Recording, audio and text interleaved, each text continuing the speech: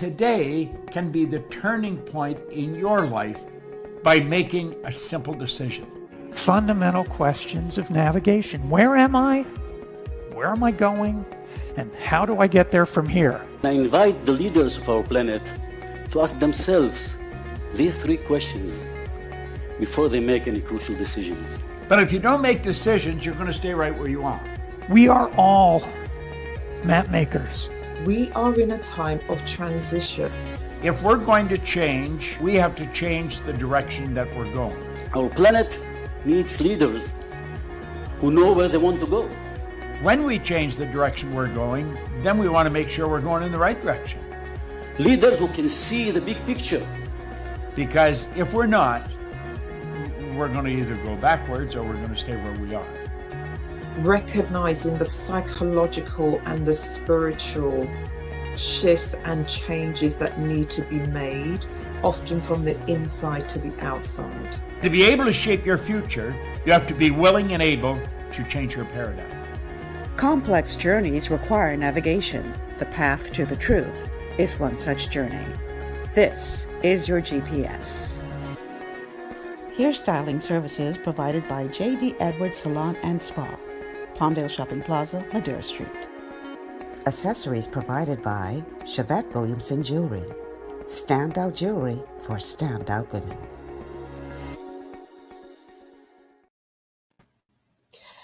Good afternoon, everyone, and welcome to GPS Global Paradigm Shift on Global 99.5 FM. I'm your host, Michelle Malcolm, and as always, it's a pleasure to be in your company today. I'm trying to get my lighting right because, as you can see, I'm coming from home today, and I just want to make sure the lighting here is good enough. So let's see if I open this all the way. All right, so today is Monday, which means that we're going to be doing a Masterclass Monday class, as we always do on Mondays with Professor Sidney McArthur, Walter Thompson. And so we're going to get back on track as it relates to that trend. So before we bring Professor into the studio, let's go ahead and throw out the contacts by which you can become a part of the show. Telephone numbers to call 3260271, 3260271, 3260272, 3260272. The WhatsApp line for calls and messages is 8010271, 8010271. And of course, we are streaming live on Facebook, on the official Michelle Malcolm and Global 99.5 FM pages, as well as live on YouTube on our official channels. Like and share the show. Let everybody know that GPS is on the air. And we are about to dive into another Masterclass Monday with Professor Sidney McArthur, Walter Thompson. And speaking of which, let's bring him into the studio now. Now, Jason, if you look at your camera, you can see where the microphone is literally blocking the view of his face. So you want to lower the microphone or adjust it some kind of way. There you go. That's much better. So that our audience can see this handsome fella. Looking all GQ. Professor, what you saying, man?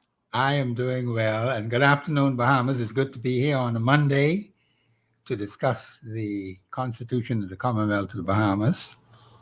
And I get people to understand that this is the most valuable document that we have for nation building. I had to wait 50 years for the Bahaman people to recognize that. September the 8th, when Her Majesty the Queen died, Prince Charles ascended the throne on that day as King Charles III. And also the internal pressures that have pressurized the Bahamian people for 56 years and 4 months. And then the fourth issue is pressure from external forces, pushing the government and the people of the Commonwealth of the Bahamas in a direction they don't want to go. Of course, the government has signed on to so many different agreements. Most of you don't even know what they are. to begin with, and that creates a real problem. And certain pieces of legislation that has been passed, which are totally contrary to the Constitution of the Commonwealth of the Bahamas, and some things the government of the Bahamas has done to the Bahamian people over that 50-year span. And some people ask, was it by design? Was it accidental? We'll have to let you make your decision on that. But I will give you the facts as I know them to be. Mm-hmm. Because when a law is passed like the Nationality Act, which is totally unconstitutional, where the Minister for National Security, no, not National Security, but citizenship, they said citizenship, okay, and immigration, has taken such authority, which is nowhere in the Constitution, as he thinks fit, as he deems it. See, all you do watch the language of the article. And it's very disturbing, Bahamians. You have to watch what your government is doing.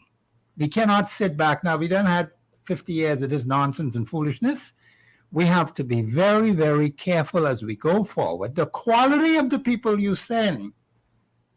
But basically, you got two groups there. The Parliament is at fault for passing these bad laws, and also the government of the Bahamas, the cabinet of the Bahamas, responsible for running the country, the people who have had the authority to do that.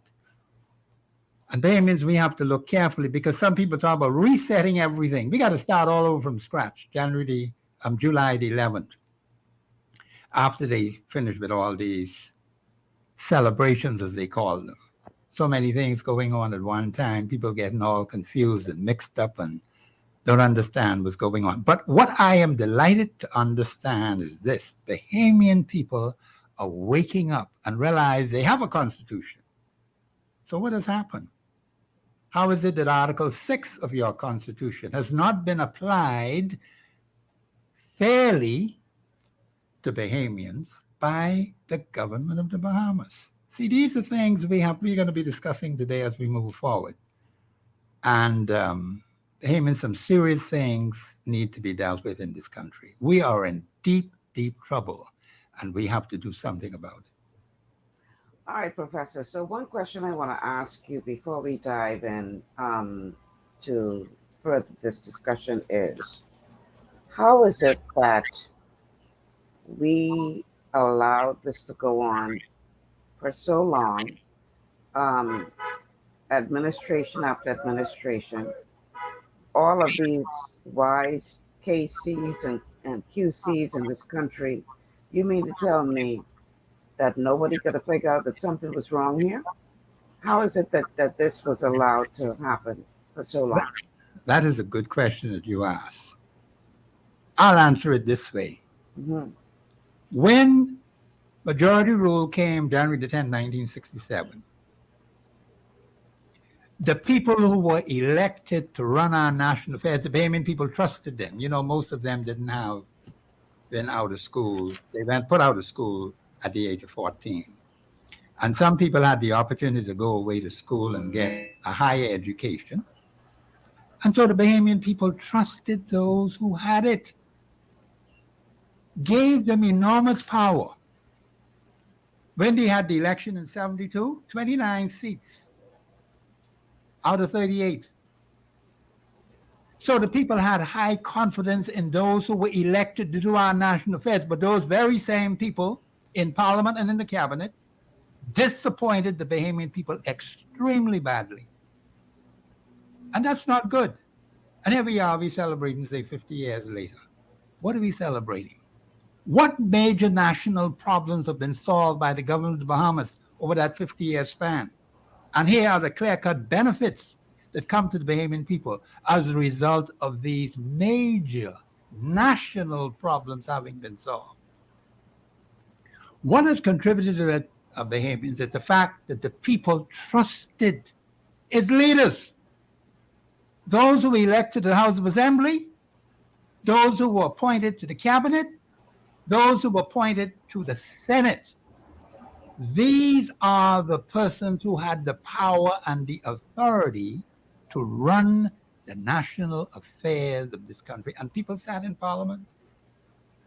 You know all the names, the record is there. And they did a disservice to the Bahamian people. Now we have all kind of funny things happening today, all kind of quote unquote celebrations. What are we celebrating? When we have so many problems that afflict the Bahamian people, can't get even medicine at the hospital. People at dialysis in trouble. And people have to be scrapping to buy this and to buy that. That's not what we're supposed to be as a people. So the fact is the Bahamian people trusted and relied heavily on their elected officials, and they just do them right in. That's what happened. So I know that this is going to take a tremendous effort to turn around. Is this too difficult a job to turn around? That is an excellent question that you asked. Where there's a will, there's a way. Now, see, I had to wait 50 years for Bahamian people to wake up that they have a constitution. Because, see, they were trying to build a country without a constitution. In fact, those who had the power in their hand wrote things on scraps of paper.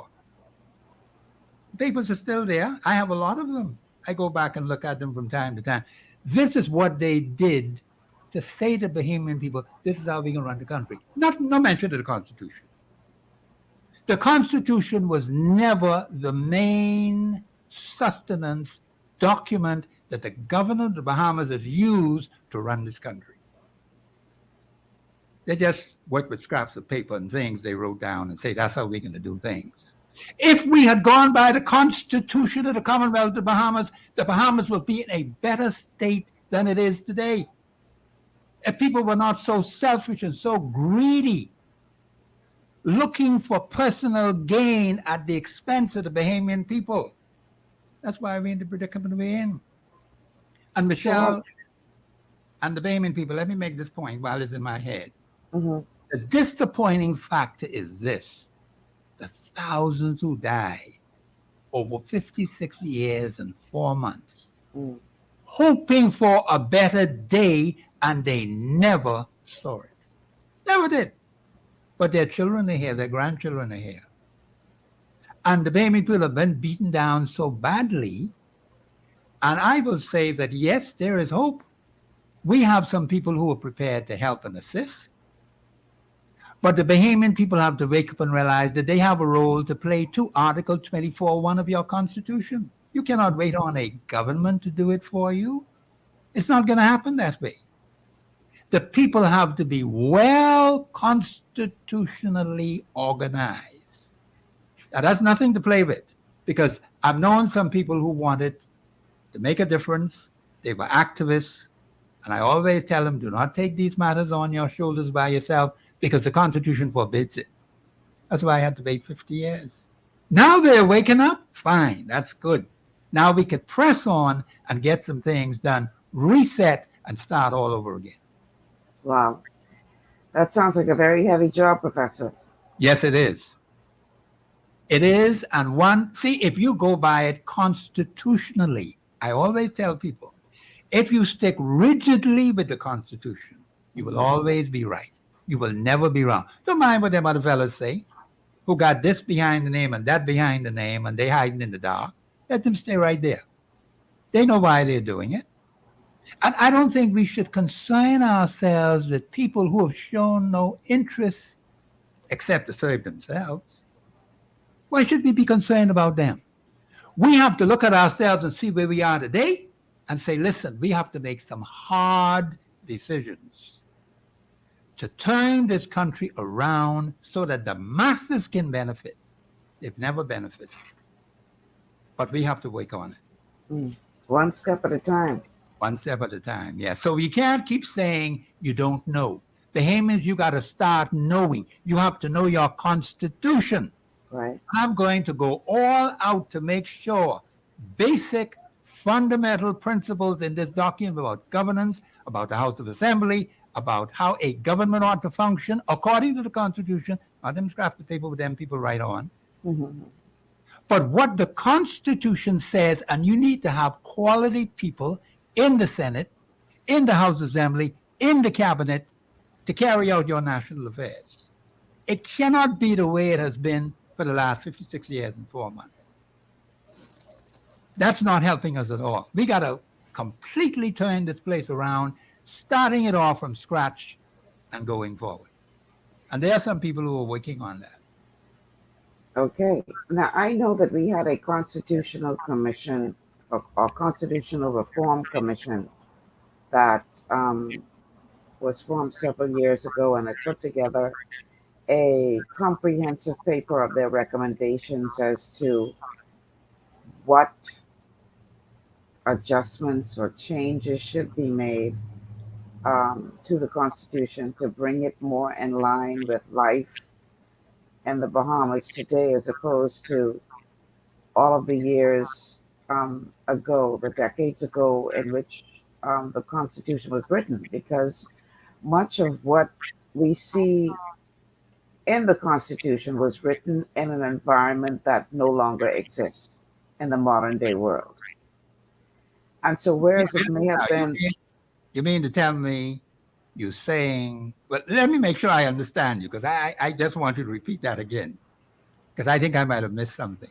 Okay, so what I'm saying is when the Constitution was written, all those decades ago, the realities of life were very, very different in many ways than they are today in 2023. So many of the things that are written within that Constitution, some may argue, were written in a different era and time and are no longer applicable or are no longer as, what's the word I'm looking for, effective in the modern day world as they would have been when they were originally written. And so if we use, for instance, the United States Constitution, from time to time, they amend the Constitution because in the day that it was written, there was a different time, a different era, a different culture, a different reality than what we are facing today. And so what I'm getting at is we have had a constitutional commission formed that was given the responsibility of looking at how we need to make amendments to our Constitution.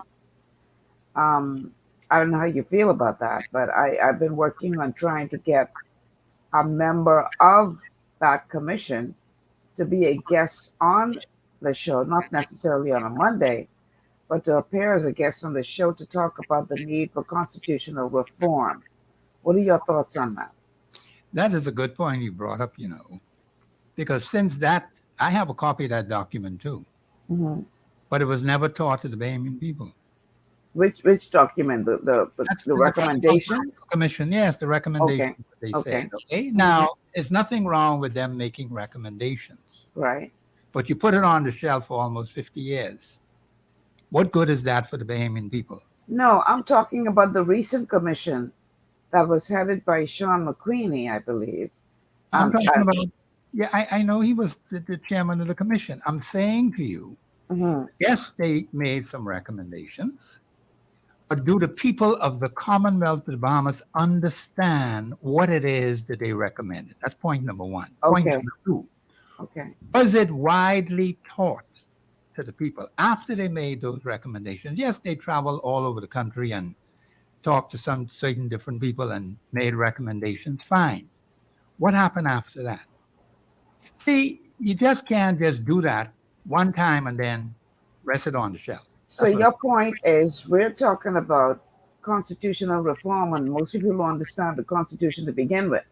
Exactly. Now, see, that is the mistake that we have made. Mm-hmm. The government of the Bahamas. See, the Constitution says a national commitment to do some specific things.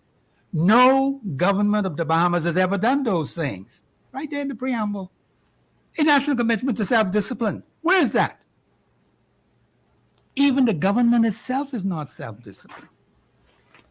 So if the government itself is not self-disciplined, how are you going to teach the people themselves to be self-disciplined? A national commitment to self-discipline, a national commitment to some very specific things which the government of the Bahamas has never, ever dealt with in 50 years. Never. Mm-hmm. Now, that's a downfall by the persons who were elected to run our national affairs, and that has disappointed the country. Mm-hmm. Now, the people did not understand what was going on, and so they trusted the people who they elected. Right. Helped them.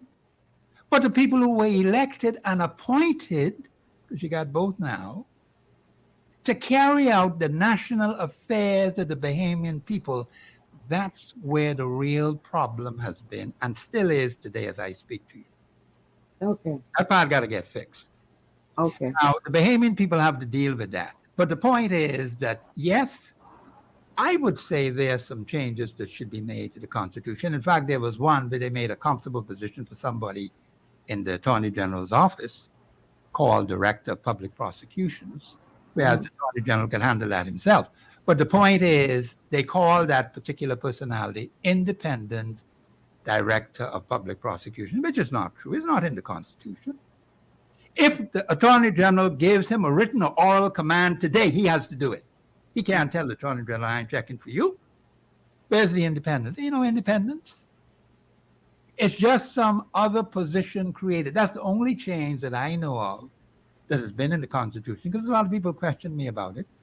And I said, no, they could have done that because, you know, they didn't have to have a referendum on it. Right. This current administration is not interested in any referendum of any kind. The same current administration we got today. So now, right there, you run into a brick wall. Because you got the Attorney General's office saying the people don't make the right decision. What kind of crap is that? No one said that when we had the September the election of 2021. They took whatever they want. They ran with it. Fine. That's the decision of the people. When the people make a determination in a referendum, that is the will of the Bahamian people. And if you have people governing your country who cannot respect that, then you got a real problem. All right. Let's pause right there and take a break. On the other side of the break, I want us to go back to, I guess at this point, the discussion we had comparing the Nationality Act to the Constitution, because we digress so much. It's hard to keep up as to where we're supposed to be, because we've made so many turns and twists depending on what was happening. Yeah. But let's take this break and then let's try to get back to comparing the Nationality Act to the Constitution, and we'll figure out where we left off there. Okay? How does that sound? Thank you. Okay, great. We'll be back after these words from our sponsors. Stay with us.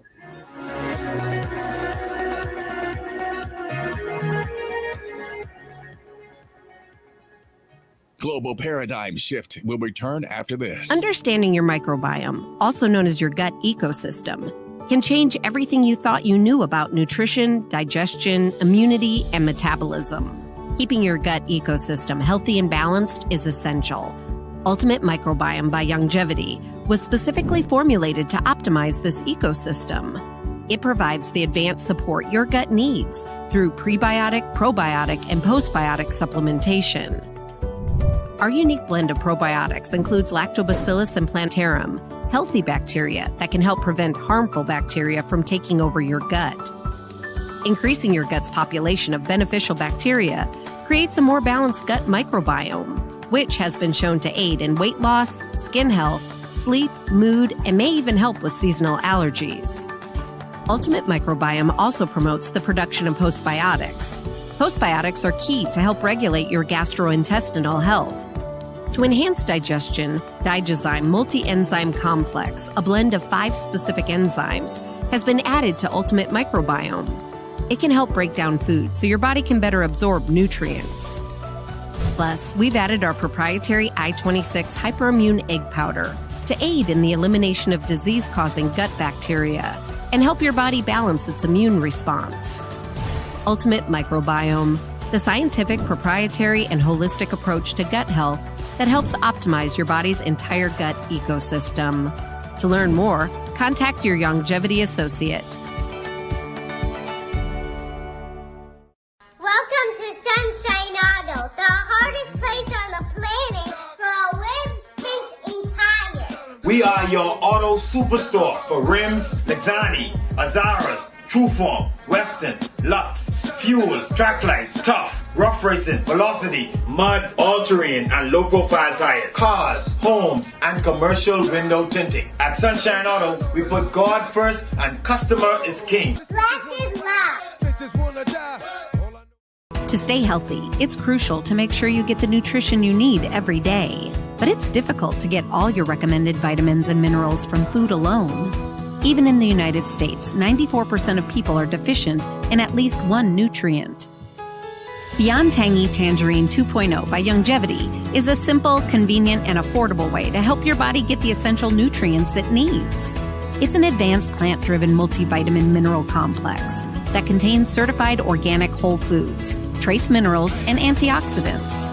BTT 2.0 supports your body's natural defense system with a proprietary blend of energy-boosting and body-loving nutrients, plus prebiotics, probiotics, amino acids, and enzymes that support digestion. With an unusually high ORAC score of 8,000, you get even more antioxidants to help combat free radicals that can cause damage to your cells. But to get the most benefit and value from any multivitamin, your body must be able to break down the nutrients so you can fully absorb them. Otherwise, they'll just pass through your system without doing any good. Beyond Tangy Tangerine 2.0 was specially formulated with synergizing cofactors to ensure you get maximum nutrient absorption. Beyond Tangy Tangerine 2.0 is the easiest way to give your body the balance and complete daily vitamin mineral supplement it needs for optimal support of your overall health. To learn more, contact your longevity associate. This portion of GPS is brought to you by Tiki Bikini Hut at Junkanoo Beach. Great food, cool tropical drinks, and family fun in the sun.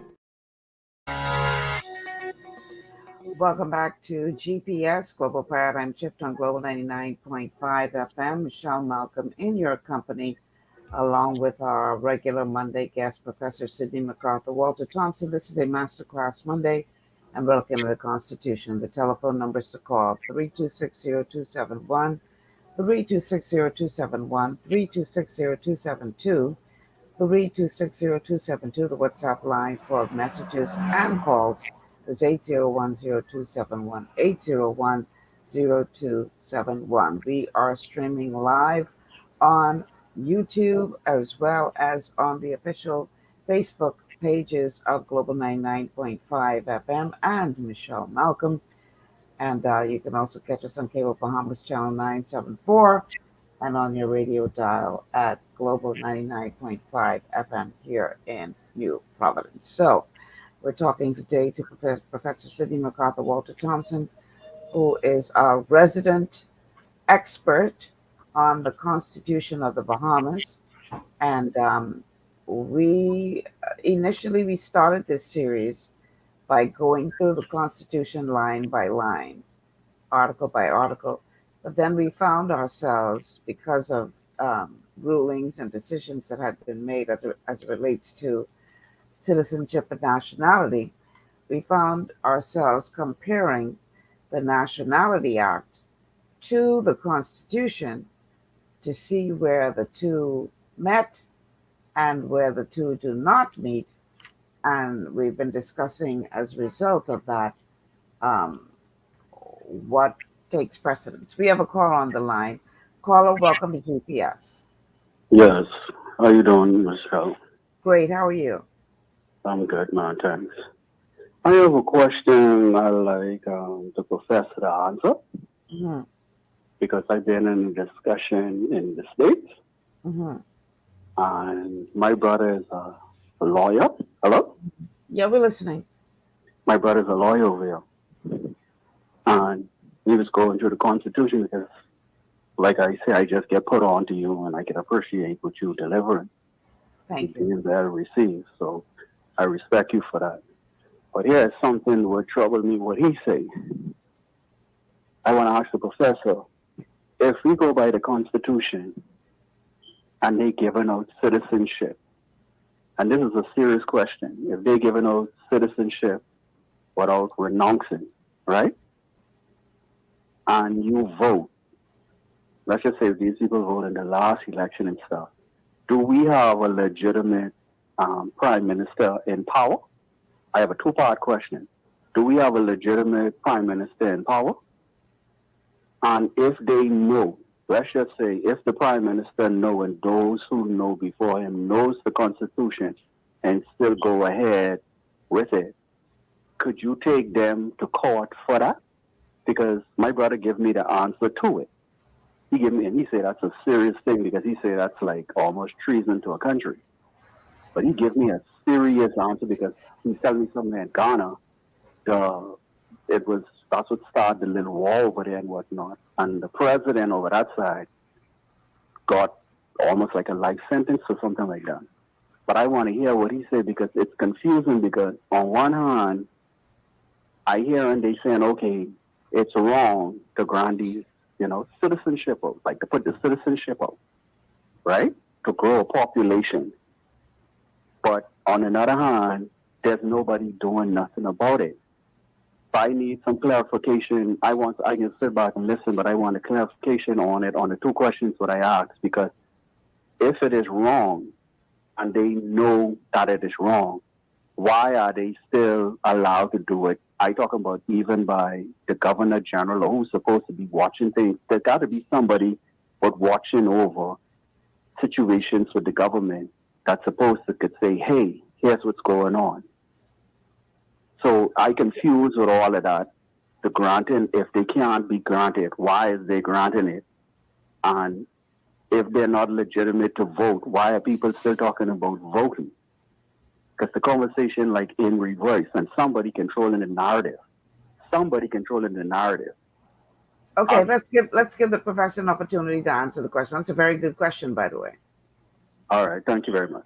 Thanks for calling. I appreciate what the caller is saying, and he has some legitimate concerns, and that's a good. The Constitution is the supreme law of the land. It does not necessarily say that those persons who are elected or appointed to do your national business are going to always be constitutionally sound. The people to oversee what a government does are the people themselves. Now, for 50 years, the people were saying they didn't understand, they didn't know. Fine. They trusted the personalities who were elected, who were appointed to do their business. Those people did us right in. We see from 50 years experience. Just Article 6 of the Constitution. The simplest, clearest article on citizenship. The authorities have messed up over the last 50 years. Was that deliberate? Was it intentional? Or was it by accident? The Bahamian people have to look at the facts as they are and ask themselves, what have we been doing? What has happened, as I understand, as I know? When they passed the Bahamas Nationality Act, and we're going to be going through that, we have been going through it, we had deterred to that because we were comparing it with the Constitution. When you have statute law contrary to constitutional law and where it is inconsistent with the Constitution, it's null and void. Even though it may have been passed, the Governor General signed it, went through the Senate and all that, it is still unconstitutional. Now, it has to be challenged because sometimes some people don't understand unless they're challenged. Now, you talked about persons who should know, perhaps individuals in the government. See, I'm not even interested in that. What I do know is the government of the Bahamas did not do what is right on behalf of the Bahamian people. That I know. Now, what they didn't know or what they did know, that's another kettle of fish again. Did someone in there know? Because you got plenty who were in Parliament, plenty who were in the cabinet. They kept their mouths shut for 50 years. They went along with the program. The Parliament went along with the program. We have the crappy laws right there that they have passed. This one, the Bahamas Nationality Act, which is contrary to the Constitution, was passed July the 5th, 1973. I didn't even know that it was that long ago it was passed. And when it came into commencement, July the 10th, 1973. And so when you go through it and you begin to understand what's going on and you look at the Constitution and the powers that they gave the minister, he thinks fit, what he deems this, what he deems that, all of these things are right there in the Bahamas Nationality Act, which are contrary to the Constitution. Now, the Bahamian people have to think about these things very seriously, and I heard what the gentleman said, what happened in another country. Let me just say this to you. We had an election in 2021, September the 16th. That was the most peaceful, democratic election since 1967. Very peaceful. You couldn't even hear a pin drop on the ground. It was so quiet. That was by divine intervention. I think God has a role to play in our country. We have made a lot of mistakes as a people. The governor of the Bahamas has done a lot of things.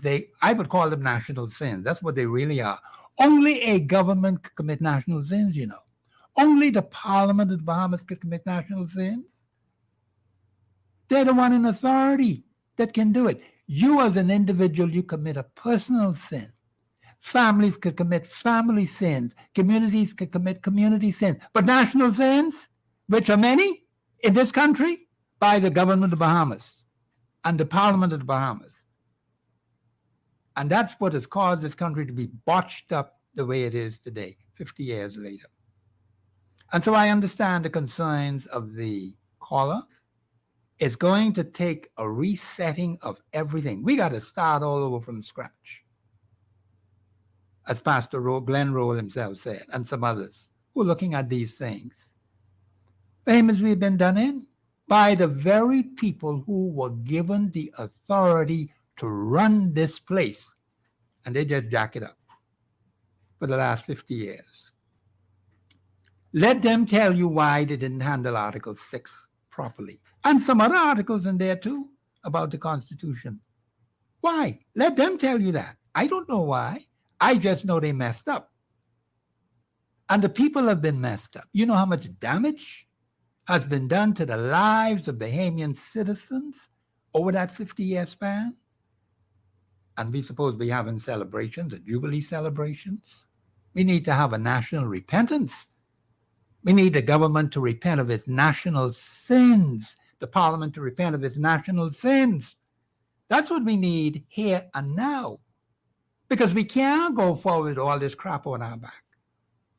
We got to unload that, Bahamians. We have to call it the way it is. We're in deep, deep trouble. Some things, we got to go and research it because it has never been made clear. And you're going to find out more and more as you begin to dig deep and research.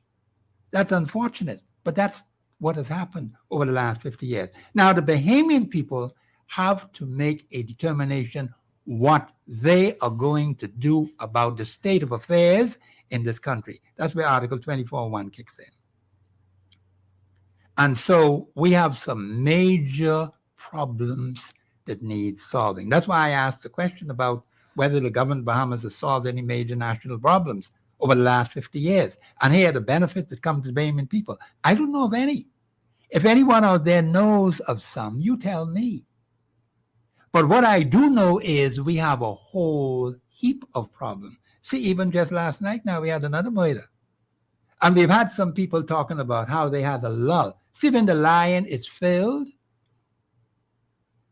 a sheep could pass by or a lamb could pass by right under his nose and he wouldn't even wink. But when he gets hungry, that's a different kettle of fish altogether. So we must not get deceived into thinking that somehow the murder rate is down. It's not down. It's just that another person is dead, added to the pile that's already there. That's what has happened. And it's a serious issue. So Bahamians, we got a whole lot of work to do in resetting this country and dealing with the national problems, the constituency problems that we have in this country, which have never been solved, year after year, decade after decade, representation after representation. And what has happened? The problems are still there and just keep growing. That's where we are today.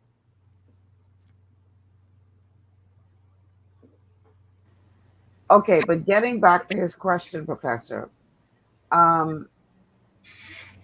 he's talking about, this is a very serious question. No, it is. I realize.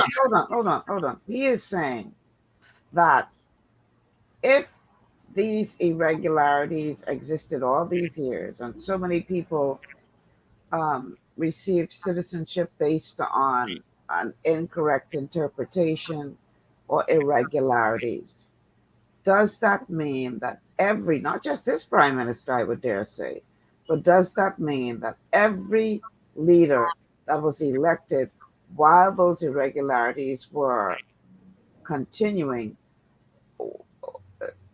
is it questionable as to the legitimacy of their leadership? That's the question what he's asking. It's a very valid question. It's a valid question. Yes, I would say yes. It tells you about the character of the persons who held the offices. See, that's another factor you need to look at. What about the character of the persons you send to do your national affairs? Or are we just looking at a particular color or particular entity and then saying that's good enough? You got to know the people you're dealing with. But you know, perhaps that's why it hasn't been dealt with, because you that's a serious. No, but it is. I am happy. Pandora's box you're talking about opening. If you're going to question now the legitimacy of the leadership based on that boy, that you're talking some serious turmoil, some serious upending. That's a serious thing. No, it is. You just look at Article 6. You see how serious that is? The clearest article on citizenship in the entire document. And the government of Bahamas messed up on it. And messed up on the lives of maybe thousands of Bahamians. You know what kind of damage that has done? The psychological damage, the financial damage that has been done to the people of this country? That's only the beginning of it. That's not even all of it. That's only a portion of it. We're yet to see much, much more of what the government of the Bahamas has done to the Bahamian people. In this 50th year, we're finding it out. It's being made known, it's being published, it's being made known and understood. Not by the government of the Bahamas. Not by them. They haven't even admitted that they made any mistake. Do you see them ever make any? Say, we were wrong. No, they're too puffed up and proud. They're talking about celebrating 50 years. 50 years of what? 50 years of deception? 50 years of misinformation? And even now the government of the Bahamas has been giving out misleading information in relation to Article 6. That has to be handled very, very carefully, because we will have even more problems if they go about it the wrong way. There's only one right way to do it, and that is to do it constitutionally, according to Article 6. The Privy Council didn't come up with anything new. The judge who sat on the case, I think Mr. Winder, he didn't come up with anything new. The appeals court didn't come up with anything new. There was no fantastic revelation. Simply put, all they did was quote what the Constitution said. You just had irresponsible people running your national affairs, which has jacked up the place. That's the harsh reality you have to face in our 50th year. So wow. Ms. Malcolm and Bahamians, you cannot butter this up. This is a very serious problem, and I'm happy the caller raised it. The legitimacy of a government with the kind of irregularities, some people call them irregularities, I call them contrary to the Constitution, because they ought to know better. You got people who were legally trained, QCs and KCs as they call themselves now, and constitutional lawyers. What's the point of having all of them around and the country that's going down the drain? Having all kinds of people added to the list, purporting to be citizens, purporting to be Bahamians, and constitutionally they are not. Not because the man writes something on a piece of paper and signs his name to it, that makes you a citizen. Is that the way it is? Just check the Nationality Act and see what the Minister of Nationality is doing right now. And line it up with the Constitution. And this go all the way back to 1973. Are you telling me, was that deliberate? Was that planned? Or was it by accident? If you've been doing something for 50 years, that can't be no by accident. That's a whole horse of a different color. See, the act was passed July the 5th, 1973. It came into effect July the 10th, 1973. That should tell you something about the quality of the people you have running your national affairs. And all they have done was continue the crap right on down, administration after administration. And that's what we have today. Bahamians, we got to wake up to the harsh reality. We got some serious, deep-seated problems. And Bahamians have to be extremely careful when you choose persons to do your business. You're sending people to the House of Assembly, and they seem not to know the difference between their position in a party as opposed to being a parliamentary representative. Some of them, you can't even see them. They make themselves invisible. So, Ms. Malcolm, I have to agree. That voice caller that called in, he asked some very deep questions. And I think the Bahamian people need to follow his example because there is something you can do about it. That's the good thing about it. And I was so delighted after waiting 50 years for Bahamian people to wake up when Her Majesty the Queen passed and Prince Charles ascended the throne, and those two other factors, people came to see how serious they were. Now they are beginning to question a lot of things. And Ms. Malcolm, I'm going to tell you right now, too many people out there giving out misinformation. And the Bahamian people are going to know who is who.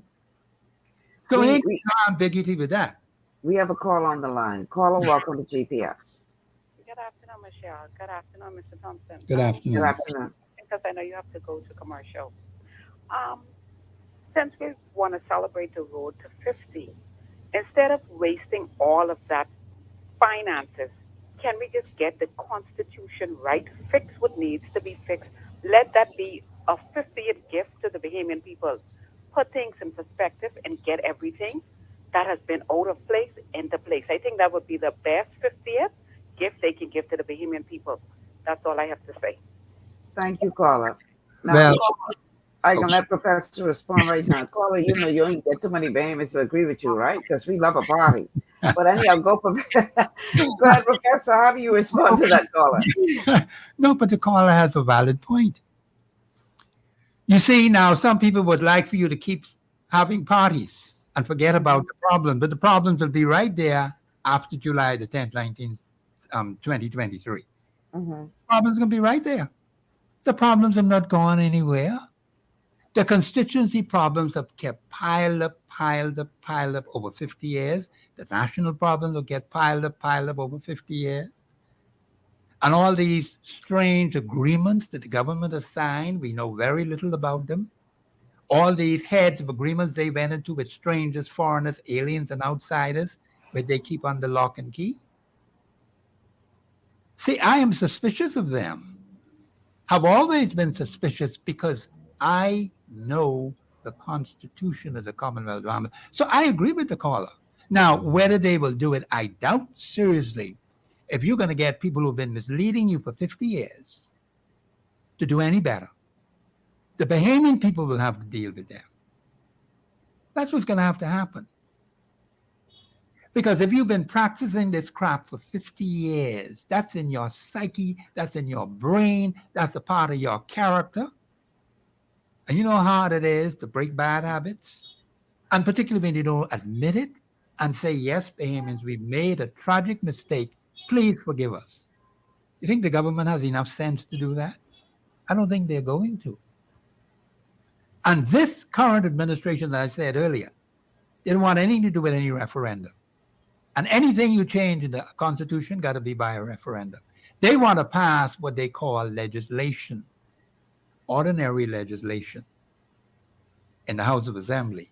And that legislation will be contrary to the Constitution. When the Constitution says you have to have a referendum, that's it. But some people don't want that. They want something else. They want something to please them. And that's the problem in our country. You've got persons in authority who do not respect the Constitution, who do not run things by the Constitution. Because we would have been a better run country if we had people in authority running our national affairs by the same document, this most valuable document. Go right back to the beginning. A national commitment to self-discipline, a national commitment to unity, a national commitment to the rule of law. No administration has ever done that from July the 10th, 1973. Not a living one. That's why we have all this nonsense today with people doing foolishness. We are adding people and making them quote unquote Bahamians. They have no respect for the Bahamian way of life. And then the man who's supposed to be in charge of law enforcement can say they're Bahamians. Huh? What kind of Bahamians? They don't behave like me. I know what a Bahamian is. Because I'm one of those who were there from the beginning, transferred from being a British citizen to a Bahamian citizen.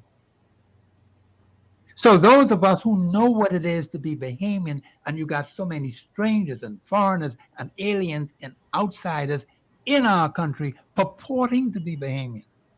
They're not no Bahamians. They may have a piece of paper say they're Bahamian, but that paper's a fraud. That's a fraudulent document. You know how many fraudsters we have around here? Selling our birthright away for a bowl of porridge? That's what we have, Bahamians. It's a serious situation. But we have to face it for what it is. We can't keep our eyes closed. So I'm delighted that the Bahamians are now waking up. That makes my job much easier. And perhaps I could push much harder than I ever did before and encourage the Bahamian people to support what is being done, because we got plenty work to do, plenty work to do in this country. All right. On that note, we're going to take a commercial break. Professor, we're already halfway through the show. Wow. And we ain't touching, my We God. ain't touching on the thing Let's see what we can do in the second half. But this is some, good information that's coming forward. I ain't complaining. I ain't complaining either. If you want to go to Article 4 in this Nationality Act, we could start with that. That will open up more can of worms. All right. Let's talk about it on the other side of the break. Okay. Stay with us. This is GPS.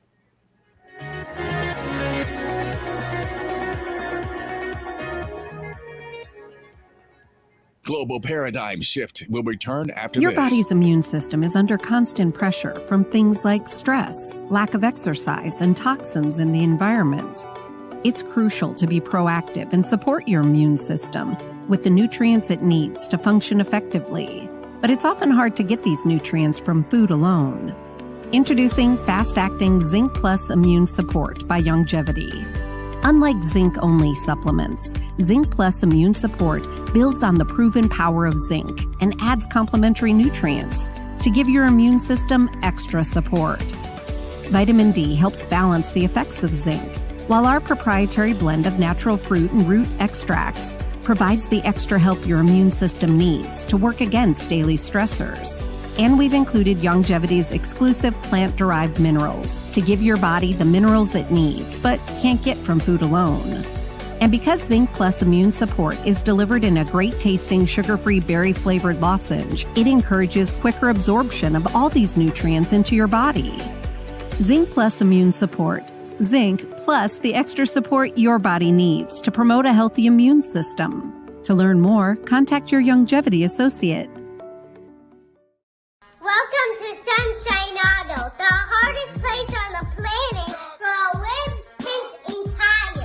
We are your auto superstore for rims, Lexani, Azaras, Trueform, Western, Lux, Fuel, Tracklight, Tough, Rough Racing, Velocity, Mud, All-Terrain, and low-profile tires, cars, homes, and commercial window tinting. At Sunshine Auto, we put God first and customer is king. Black is love. It's gotten harder and harder to get your daily requirement of vital nutrients from food alone. Without additional vitamin and nutrient support, your health and well-being can suffer drastically. That's why Z-Radical was specifically formulated. It combines a blend of antioxidant-rich vitamins, minerals, and botanicals with the protective powers of fucoidan to help fill the gaps from lack of nutrients in your foods. The core of Z-Radical is fucoidan, a naturally occurring polysaccharide that helps stimulate immune reaction, protecting you against inflammation and oxidative stress. We harvest this powerful mineral-rich nutrient from brown seaweed, harvested only from the world's most pristine ocean waters to ensure the purest quality. It's then extracted using cold process technology to ensure maximum levels of bioavailability. Then we add essential vitamins that help to protect your cardiovascular and nervous systems and are crucial for optimal immune and neurological function. Z-Radical also includes a proprietary blend of delicious antioxidant-rich fruits and berries. This great-tasting combination helps your body combat free radical imbalances that can contribute to a variety of degenerative conditions like arthritis and heart disease. Z-Radical. Experience the power of fucoidan with antioxidant-rich berries, 8 essential vitamins, and more to provide you with potent health benefits. To learn more, contact your Longevity associate.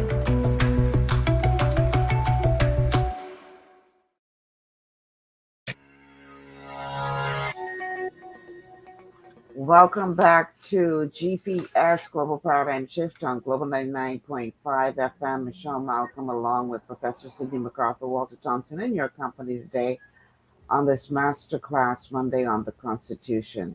We are streaming live on Facebook on the official Global 99.5 FM and Michelle Malcolm Facebook pages, also on our YouTube channels. You can call in at 3260271, 3260271.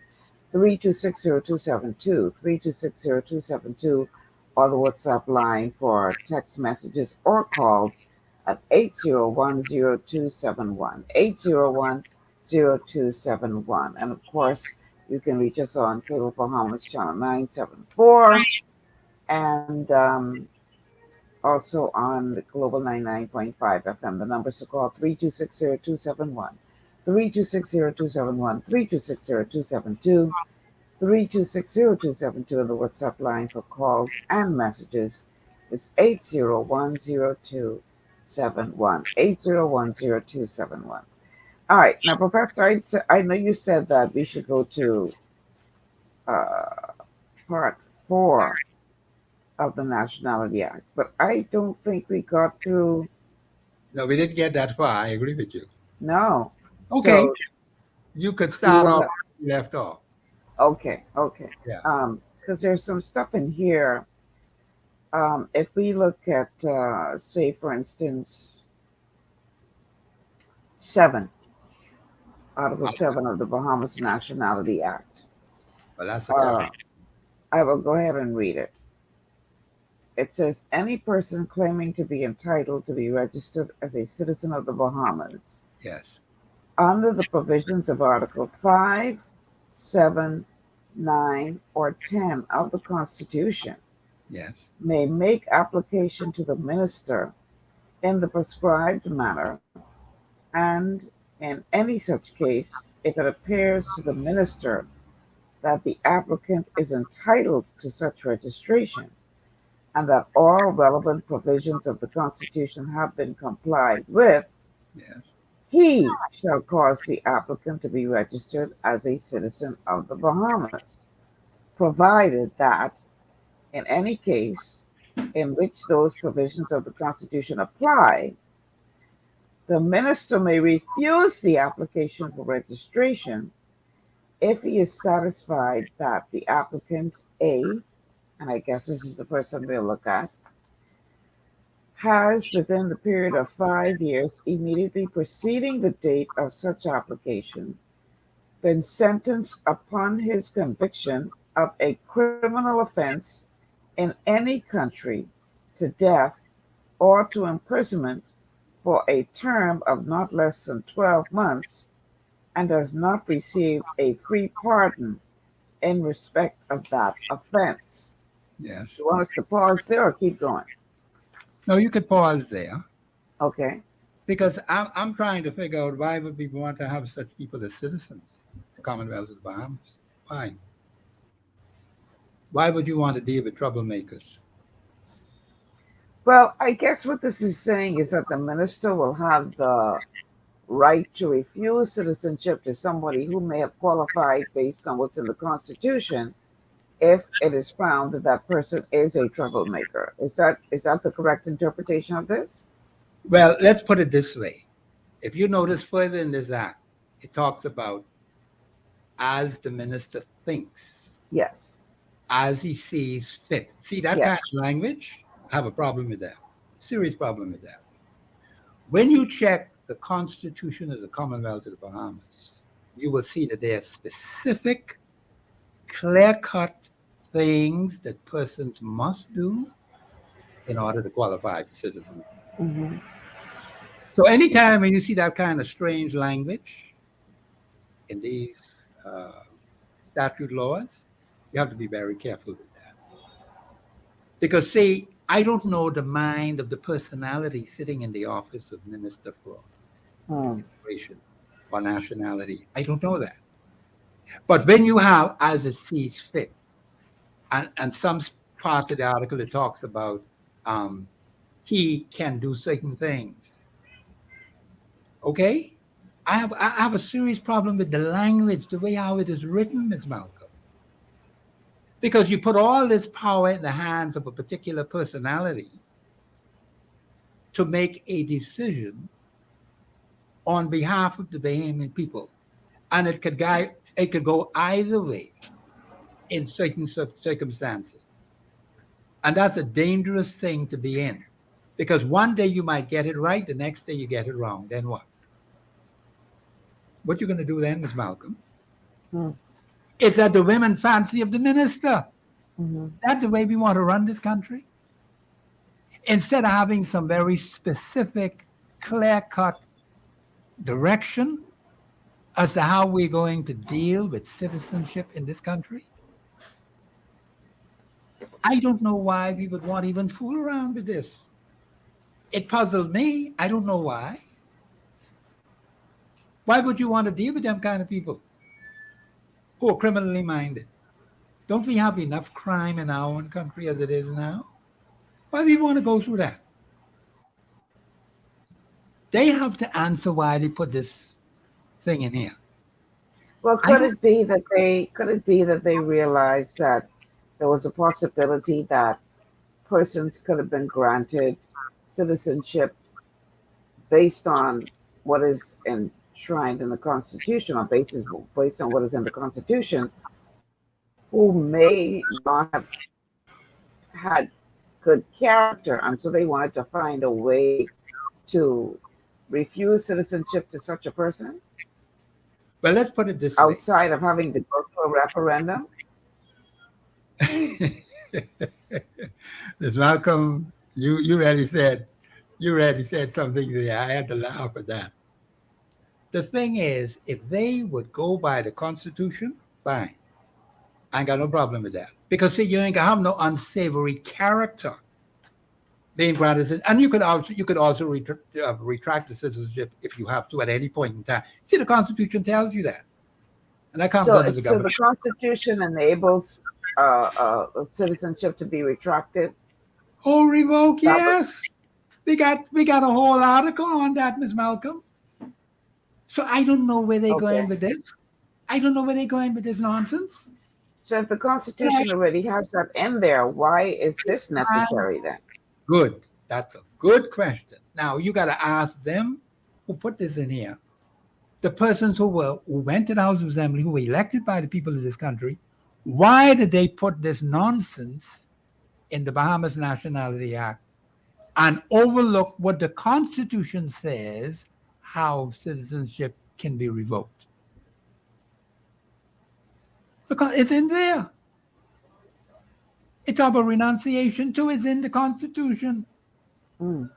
Why on July the 5th, 1973, these fellows who thought they were so smart come up with a Nationality Act to be 5 days later now? You see how quick they did that? 5 days later to be enforced July the 10th, 1973. Why? They need to tell the people why. Well, that can be hard to do since most of them have gone on to the other side. You got some ramifications of them. See, Ms. Malcolm, what has happened is some funny things went down in this country. Yes, some are deceased. I understand all of that. But the way how you run the country, see, the law is still there, you know. They still got the crappy law right there. And they are using that law, which is an unconstitutional law. It violates the Constitution, the very spirit, the very letter of the Constitution. Why are they still using it? Why are they still going with it? Why does the minister believe he got so much authority? And notice how the act is written. The minister, as he sees fit, as he deems fit, as he thinks. Might be thinking straight on a given day. Then what? You see how dangerous that could be? When you put that kind of power in the hands of a particular personality, no matter how good he may think he is, or she thinks she is. When it comes to citizenship, we have to be extremely careful. See, even with Article 6, the way how the government handles that, it's going to determine how the country moves forward into the future. With this current administration. And they need to exercise caution and restraint. You got to know who's the real father. You got to know who's the real mother. You got to know whether they were actually born in the Commonwealth of the Bahamas and not somewhere else. And you got some personalities who are purporting to be fathers, purporting to be mothers, and they never were. So you see the kind of crappy things that people are doing in this country for all these years.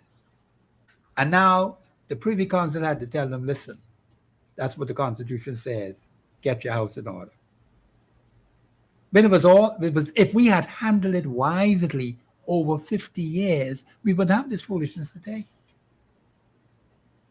To try to unravel this now is going to be extremely difficult. It will It's not going to be easy. It's not going to be easy. Among some other problems that we have, the Bahamian people are yet to see some other things that are going to have to be unraveled in this country because it's all jack up.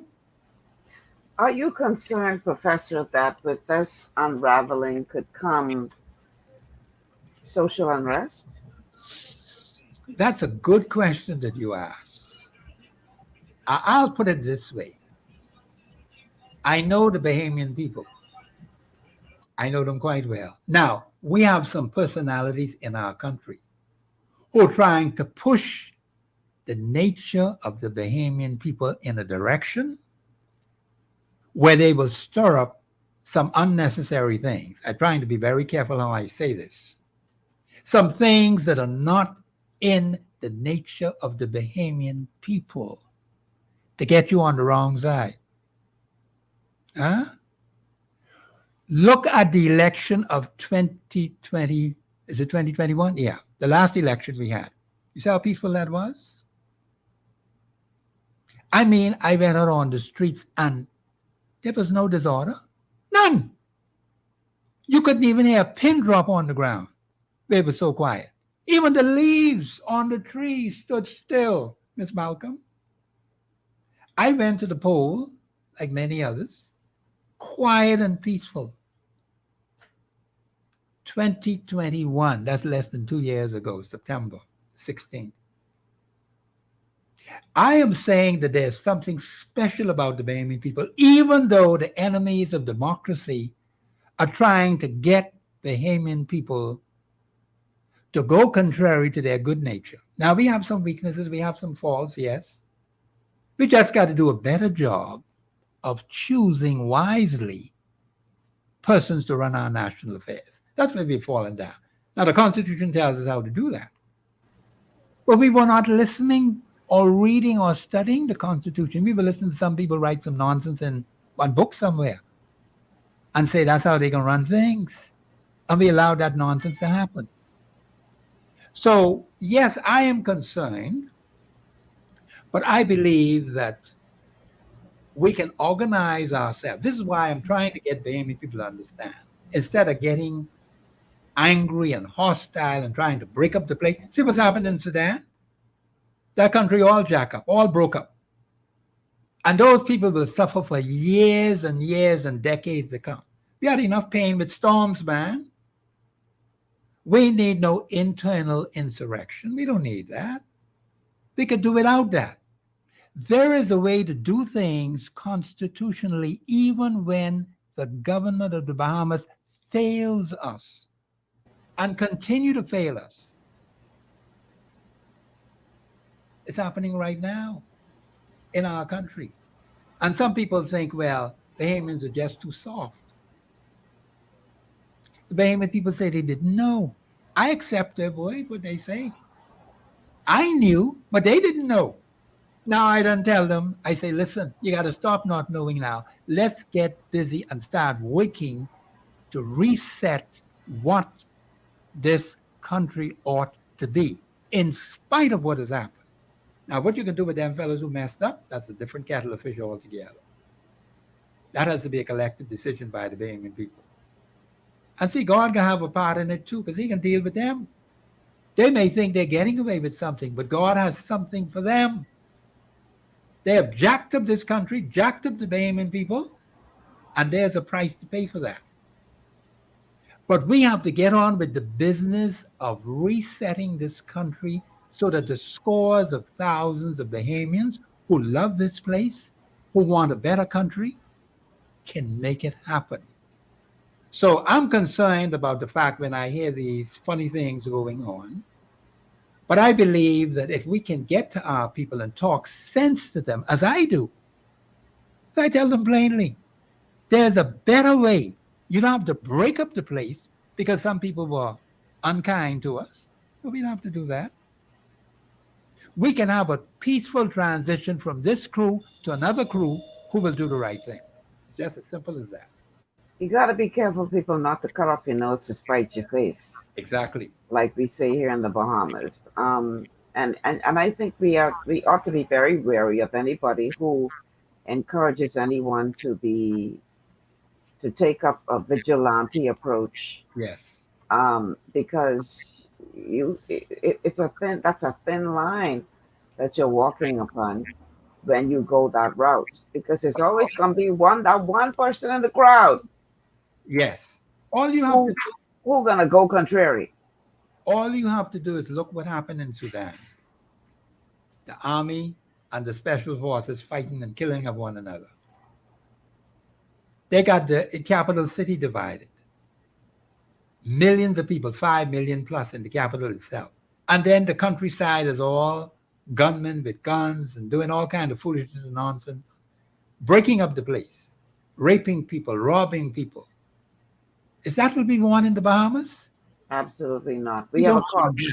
Yeah. We have a call on the line. Caller, welcome to GPS. Yes, Michelle. I called, but I called back. Mm-hmm. I wanted some clarification on what I'd asked Professor. The reason why I asked the question do you all know about Haitian Flag Day, what was going on? And you see the nasty texts that were sending out to Bahamians and stuff like that. Now, I speaking to those that is younger. I hear what the professor is saying, but there's something brewing, rather you believe it or not. That's why I go back to my formal question. If the people who is getting the citizenship, right, if that is wrong, how do we steer that wrong right? Like, how do we say, okay, where do we go to then? To say what the government is doing, it's wrong and you have to stop and cease, because I'm saying the more you give out, the more that population is growing in the name of Bahamians. and then you giving them our right. But if you look at what they does, they cater to their own. Everybody knows that. This ain't no bias talk. Everybody knows that. And the disrespect would be getting online and stuff like that. That is no set of people that is loyal to the Bahamas. So even the Constitution said that out. But I want the professor. I hear that where he's saying, we get that, technology and everything we get, but he's saying to make us understand. I hear him keep repeating that line, which is fine. I get it. Didn't know it, but I get it.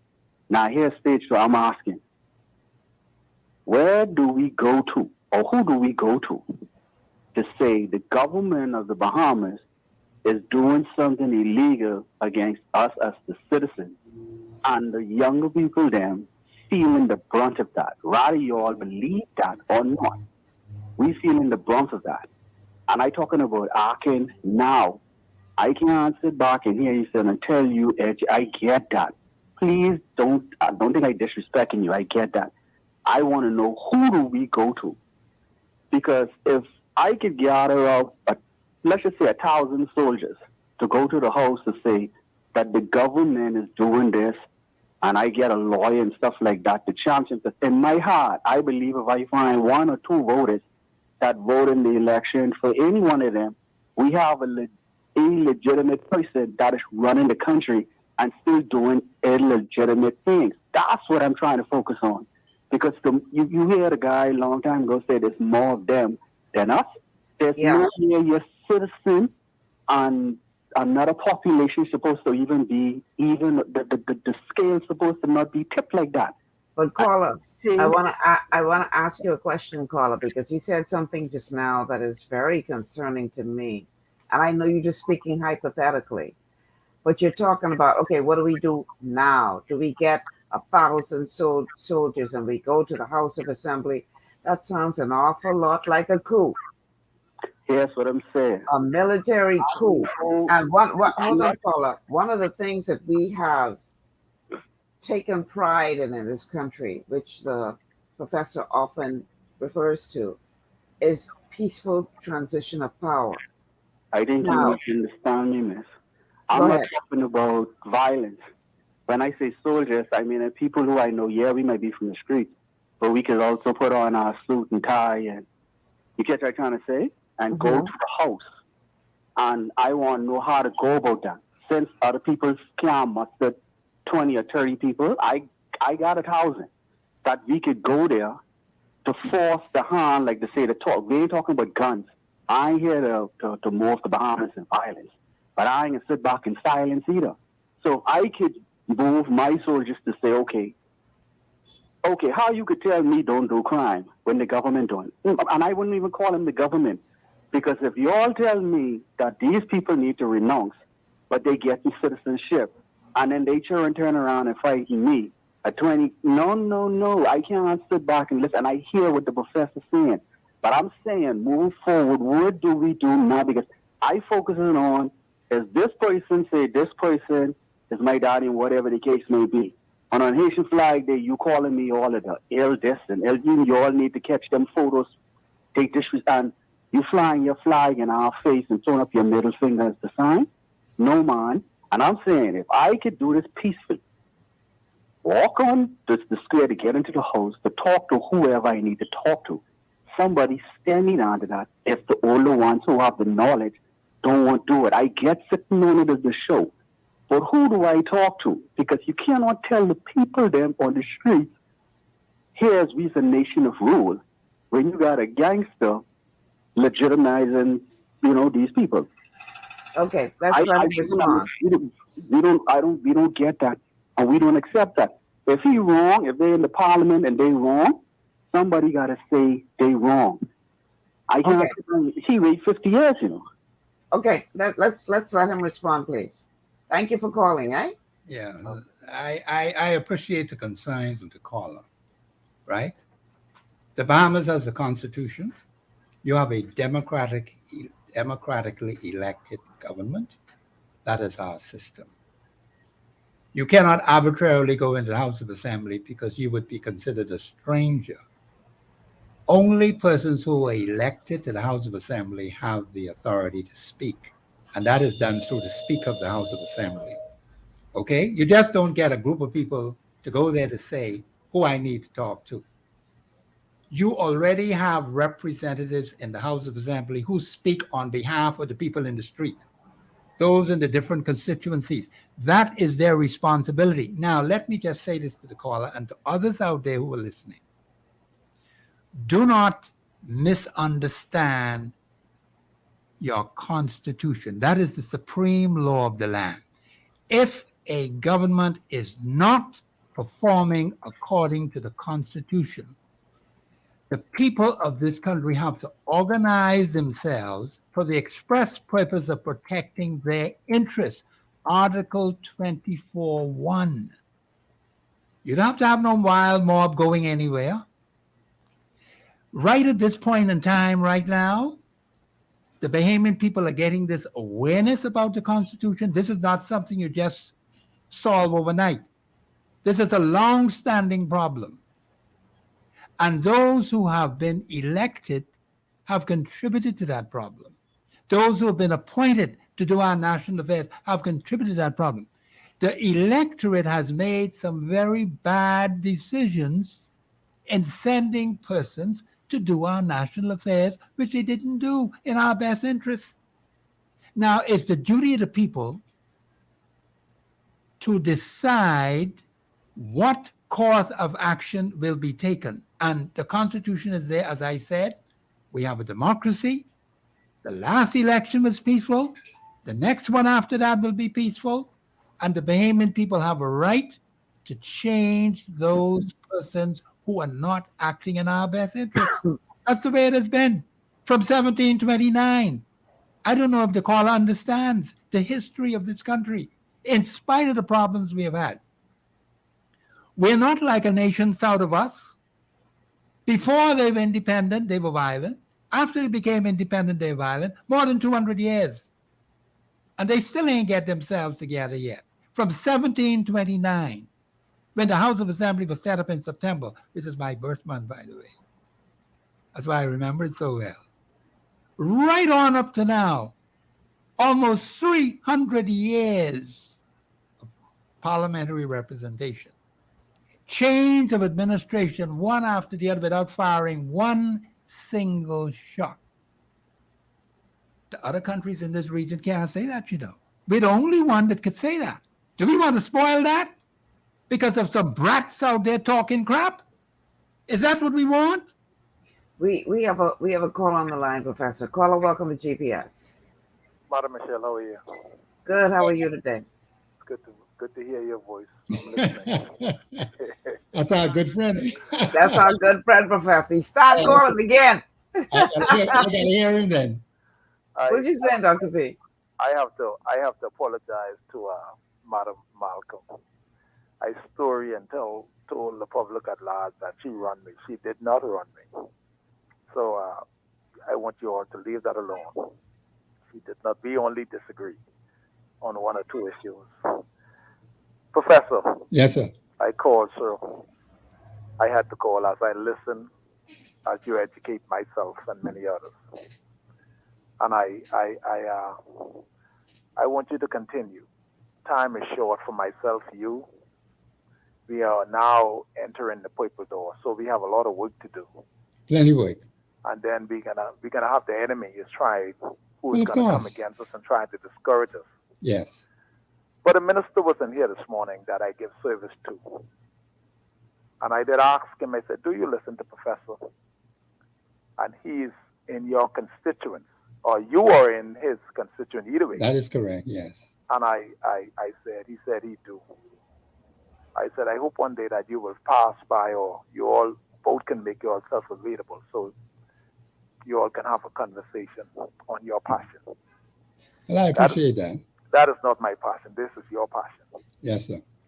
But he reminded me yesterday about a message that was preached by a great Bahamian man. He's getting old in age. Mm-hmm. And you know, no one seems to want to have that show on that message yesterday. I don't know if Madam Michelle will follow it up yesterday. Pastor Rex Major. Yes, I heard him. Listen, you did, eh? Yeah, oh, I did, yes. So My say sister no called more. me about it. Say no more. Yes. I would encourage anyone that can read, get a hold of the Tribune. He's basically preaching on the same thing, the Constitution of marriage. Yes. You're talking about the Constitution of the country. Yes. And my passion is the family. We cannot lose with your passion, my passion. Now Dr. Rex Major is on board. Yes. And my sister is going to help us, you know. Michelle Malcolm is going to help us. We will not allow the enemy to come in this country and replace the traditional marriage or the traditional family with same sex. I know she will support that. We will not allow two big bowmen to adopt children and indoctrinate them into their belief. You, along with the Constitution, my passion, we are ready for war. Not no physical and violent war. Now let's get this straight, because some people get that wrong. Yeah, they We do. are not ready for no violent war. We are ready for a war to save our country Exactly. from the aliens that is trying to invade us. Thanks for listening to me. Yeah. All right. Thanks for calling, Dr. B. Go ahead, Professor. You started. Oh, yeah, yeah. I appreciate what Dr. P said, because see, the thing is, we have the tools. Our mothers and fathers fought hard to get us where we are today. Are we going to put down those things, what they gave us, instead of taking it to greater heights, instead of rolling it back, like some people did when they became independent? Their condition went down worse than they were when they were not independent. Is that what we want? Yes, we've had struggles. Yes, we've had problems. Yes, we've had challenges, and we will continue to have them. But I said the last election is typical of the attitude of the Bahamian electorate. It is a good one. But you didn't hear the media talk about that. You didn't hear the international media talk about that. Let there be some negative thing happen in the Bahamas. They'll have that all over the world. But that is what I saw in the Bahamian people. And the weather was perfect. It was by divine intervention, September 16th, 2021. And that's how we intend to keep it. All right, Professor, we got to take a commercial break. So let's go to this break. I hear the phone ringing in the background. I don't know if that means if we have a caller. Let's see, my producer is sending me a message now. Okay, so let's go to the caller first. Caller, welcome to GPS. Yes, good afternoon. Thank you for taking my call before the break. Mm-hmm. Professor, Yes, Miss Michelle Malcolm, how you doing? Good, how are you? Well, I'm from Freeport. This Kendall Hanna. Yeah. Kendall Hanna, yeah. Yeah. Yeah, give me a little time. I ain't gonna stay too long. So, Professor. Yes, sir. You know how them Haitians come over here on the boat? Yes. They risk their life. You talking about peaceful? Everything is violence. It's a violent ride from that boat to the Bahamas. They die coming here. You hear me? You know, the so-called Christopher Columbus, talking about he embarked on us and discovered, and we was already here. He took it by force. They took everything from us by force. Professor, I'm out. Kenana. See you later. Malcolm, I'll comment after the break. All right. Let's go to this break, and then we can hear what Professor Thompson has to say to Mr. Kendall Hanna. We'll be back after these words from our sponsors. Stay with us.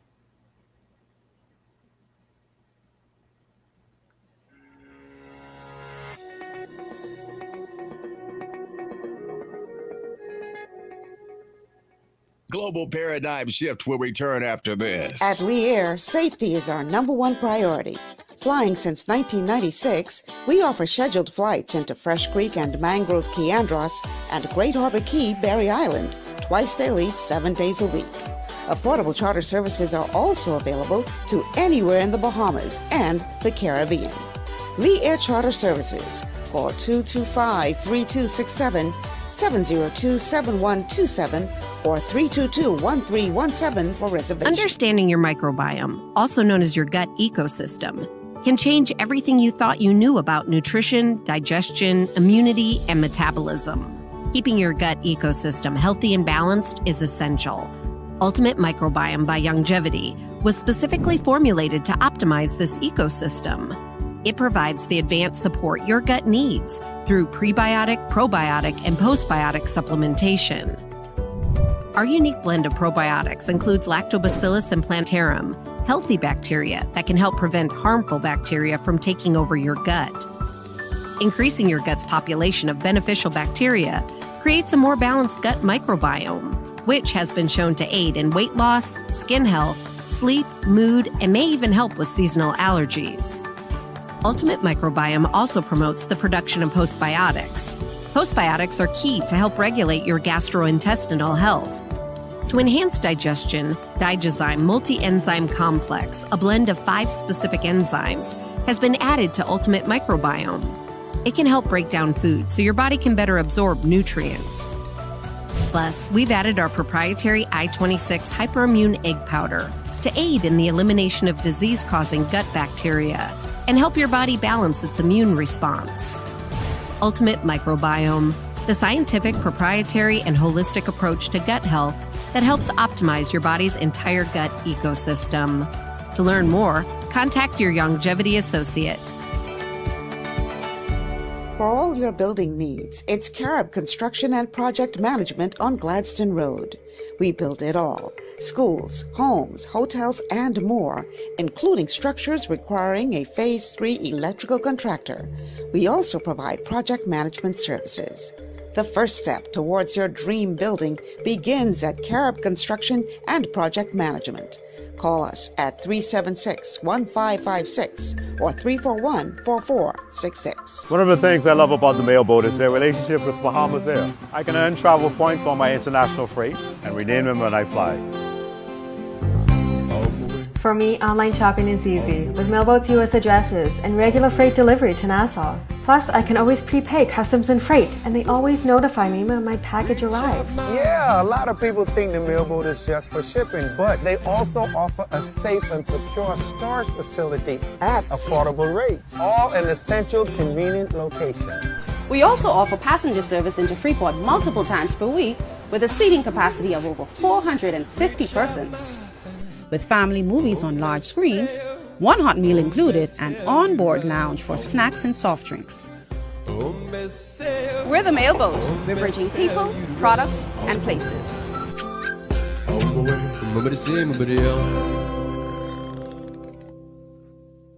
Executive Printers is your one-stop shop for all your branding and customization needs. Letterheads, envelopes, business cards, invoices, share and gift certificates, rubber stamps, vouchers, funeral programs, brochures, flyers, banners, and promotional items like mugs, water bottles, mouse pads, and key rings, all with personable service and great quality. No project is too small or too large. For great turnaround and competitive pricing, make an executive decision. Call us at 393-5011.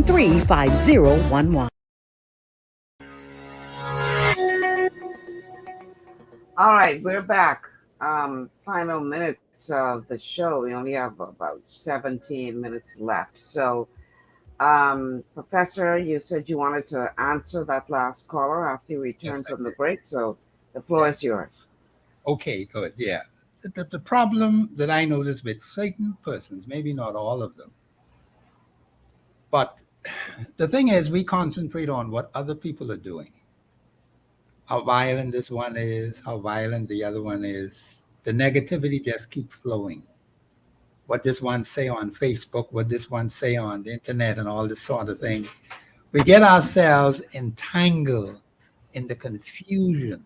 That's how the enemy always works.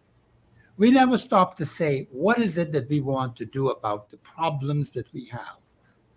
Anytime you try to have a show on solutions to problems, you get people talking about the problems, but no possible solutions. You look at all these constituencies, see how run down they are on the island of New Providence. The Family Island is even worse. But then we have persons there who are supposed to be representing these constituents. The constituents themselves have not put the kind of pressure on these representatives and on the government of the Bahamas to bring changes. Now, we have seen the damage that has occurred. We're going to have to look carefully at the quality of the people we send to do our national affairs. And don't get all hung up about what this nationality is doing and that other nationality is doing and the kind of people they are and where they came from. See, when you leave God out of the picture, the enemy can easily grab a hold of you. But when I look at the Constitution says we are a nation under God. See, God doesn't change. People change. That's why we have the foolishness and the nonsense you see in the country today. But we are still here. We have survived. And we have to trust in God and give persons who believe in the Constitution the authority to govern our national affairs. We just have been making too many bad decisions in sending people to the Assembly, the House of Assembly. Then the House of Assembly, you have the government form, you have the senators being appointed and all of that. We just made a bunch of bad choices. We have been a poor judge of character. We're not sending persons with real godly character to run our national affairs. We just pick people from a particular entity or political entity. And they bring their politics into the governance of your country. That's why you always hear one side fighting the other side, what you did when you were there. And then the other side saying what you should do now, that we are not there. And so you have this back and forth crap been going on for more than 50 years. That has been the dilemma in the Bahamas. Now we have to change that. And the way to change that is, one, you need to have knowledge of your Constitution, how your government ought to function.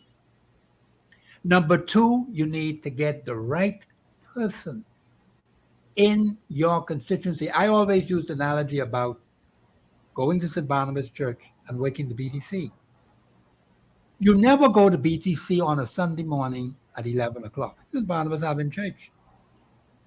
And you never tell the members of St. Barnabas Church, leave your jobs and come to BTC. And neither do you tell the people in BTC who have those different churches, leave your church and come to St. Barnabas Church. And you never make that mistake. In many years you've been working at BTC. In many years you had your membership in St. Barnabas, and it can apply to any other church. I just happen to think of St. Barnabas Church. So I'm not picking on the people of St. Barnabas. I'm just drawing an illustration. Well, then, if you could get it right, here are a group of people in a church that can work together in service and in worship. And yet at the same time, when they go to work to BTC, the same thing happens. Unity, cooperation to get the work of BTC done. Well, then how come we seem not to be able to be so organized to find proper representation to deal, one, with constituency problems? We've only got one level of governance in this country. I can answer that real quick for you, Professor, because we got a call on the line. The answer to that is simple. Politics run things in this country. All right. Okay. We have a call on the line. Caller, welcome to GPS. Yes, I'm calling from Mr. Thompson. Yes, Mr. Thompson. Yes, sir. This Kendall on again. Mr. Thompson, see, I hear you talking, right? See, but this a young generation, Mr. Thompson. We smart, you know what I mean? We educated. We computer literate. You know what I mean? So what I'm saying, Mr. Thompson, when Prince Charles or Harry just got crowned the other day, he sent for Barry Davis and he sent for Michael Pentard. You understand? It's bigger, so bigger than what you're talking about, Professor. He sent for Michael Pentard and the two sides, because the two sides is one side to him. That's one entity to him. They two to us because they're playing game with us, but they one person to him. That's why he sent for two, because he controls two of them. So what I'm saying, Professor, what you're talking about voting and doing all this and all that there, isn't it more bigger than the Bahamas? We run by somebody else. Professor, please, man, don't belittle me. Be educated, don't you? I'm out again. Fenelano. Jesus. I don't know what kind of education he has. I don't know what these young people are talking about, what kind of education they have. But if you don't know how to operate in the Bahamas, we have a constitution, and you're getting a lot of misinformation again. The caller is getting a lot of misinformation. We're an independent country. And if we have internal problems, the people of the Bahamas have to deal with those internal problems. We are so busy looking at what other people are doing. Prince Charles has nothing to do with the internal affairs of this country, or King Charles, let me get it right. King Charles has nothing to do with that. He is the king of the Bahamas, yes. And by him inviting the prime minister to lead the opposition, so what? That's a part of the system. The Constitution says you have a leader of the opposition. The Constitution says you have a prime minister. So you say you're educated. Educated in which way? Do you know solutions to problems in this country? What is it that the young people bring to the table? Since you're talking about young people, they're educated. I spoke to another young person the other day. He said young people don't know what to do. They certainly don't. They need guidance and direction. Now, they want to have a fast buck like some other country and break up everything and think that's going to solve it. That ain't going to solve nothing. It's going to put you further back than where we are right now in this country. We have to learn to be sensible. We have to be reasonable. You have to think these things through.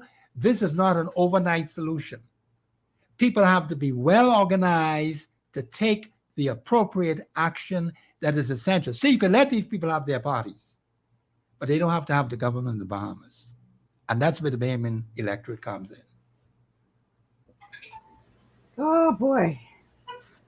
I think Malcolm, you said it right, but see, I wanted to explain to people that you got to take the politics out. Those who you send to do the governance of this country ought to govern according to the Constitution, not some party politics. That has been going on for more than 50 years. And we keep going around in circles over and over and over and over again. So we got to start thinking. We need responsible, reliable, dependable persons to send to do our national affairs. That's the bottom line. Now, we can do that, but we have to do it sensibly. And you can't be in an argumentative position all the time, looking at what this one do, that one do. That's why we wasted 50 years. So in other words, the young people have a lot of zeal, but they could utilize a little bit more patience. That's what you're saying? Yes, they have to utilize a bit more patience, and at the same time, that zeal, what the young man say he got about this one and that one, let us take that and use that to see how we can fix our own country. These constituencies need fixing. Since the young people are so smart, let them come up with possible solutions to the areas where they live in. Huh? I see them all the time. They have a role to play, but they need to be properly trained and properly educated as to how the system ought to work. We have a constitution. We have a system. It has been jacked up by the persons who have been elected and appointed to run our national affairs. We could say, you keep your party, we're going to take the government away from you. Just as simple as that. All right, we have to take a break, final break of the show. When we come back, we're going to wrap it up. Stay with us. This is GPS.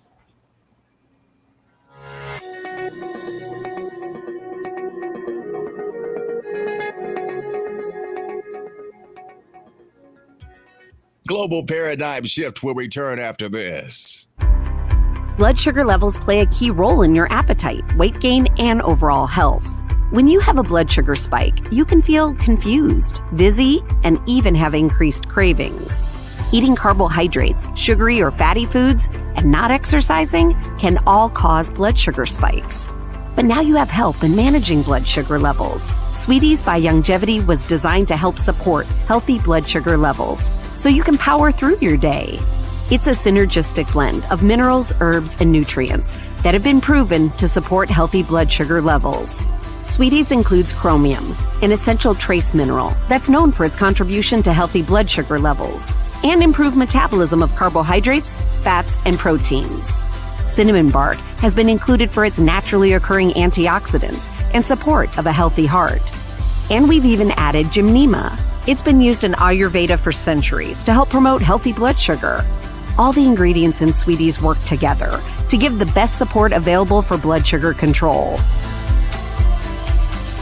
Sweeties, the blood sugar support supplement from Youngevity that helps control cravings and manage blood sugar levels through your day. To learn more, contact your Youngevity associate. Welcome to Sunshine Auto, the hardest place on the planet for rims, pinch, and tires. We are your auto superstore for rims, Lexani, Azaras, Trueform, Western, Lux, Fuel, Tracklight, Tough, Rough Racing, Velocity, Mud, All-Terrain, and low-profile tires. Cars, homes, and commercial window tinting. At Sunshine Auto, we put God first and customer is king. Blasted love. As you age, factors like health, weight, diet, and lifestyle can all impact your bones, joints, and general mobility. Even everyday exercise can lead to wear and tear on your body. Over time, you might start to experience stiffness or pain due to damaged joints or connective tissue. Ultimate Glucogel by Youngevity was created to help you limit the effects of wear on your joints. It delivers a daily dose of collagen-rich gelatin your body needs for joint elasticity and maintenance. Ultimate Glucogel contains a 1-to-1 ratio of gelatin and glucosamine sulfate, which is a key building block of your bone matrix, cartilage, ligaments, tendons, and connective tissue. Gelatin's unique blend of amino acids not only help with muscle and joint health, but also has been shown to provide additional benefits for the brain, skin, and hair. Ultimate Glucogel. Natural, optimal daily support for joint health. To learn more, contact your Youngevity associate.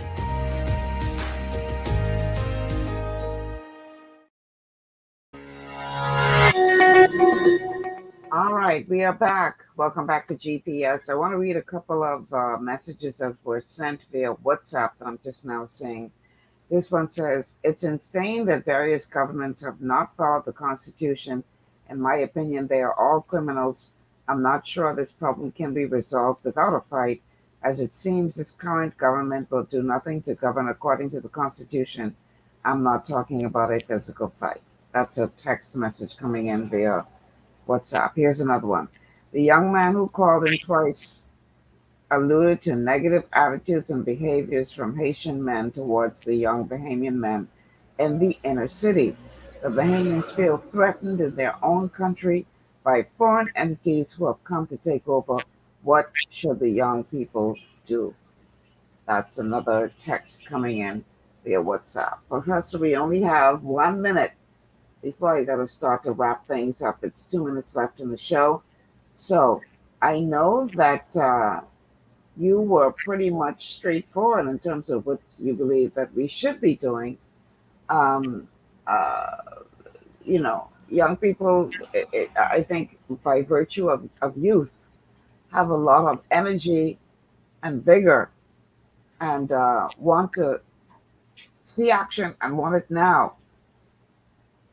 So how do we balance that with the approach that you are recommending, that we do this with patience and understanding based on what is already provided to us within the Constitution? How do we marry the two? That is a good question, and I'll answer it from a historical point of view. What happened in 1960? And you got less than a minute because it's 3:59. I'm going to make it quick. I only need about 30 seconds.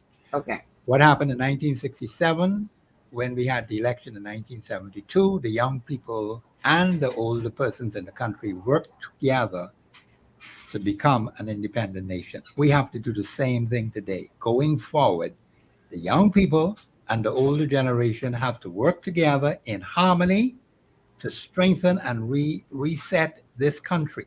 They have a role to play, so does the older generation have a role to play. That's the route we have to take in this country. All right. That is a good note to end on. I will let people marinate on that until we see you again, God willing, next week, Monday. Professor, thank you so much for being here, as always. That's my time, guys. Gotta get out of here, make room for our next program here on Global 99.5 FM. Don't miss tomorrow's show. Another thought-provoking show being planned for you. And if all comes together, it's going to be a good one. Until then, I'm Michelle Malcolm. Thank you so much for tuning in. And God willing, I'll see you guys tomorrow. Take care.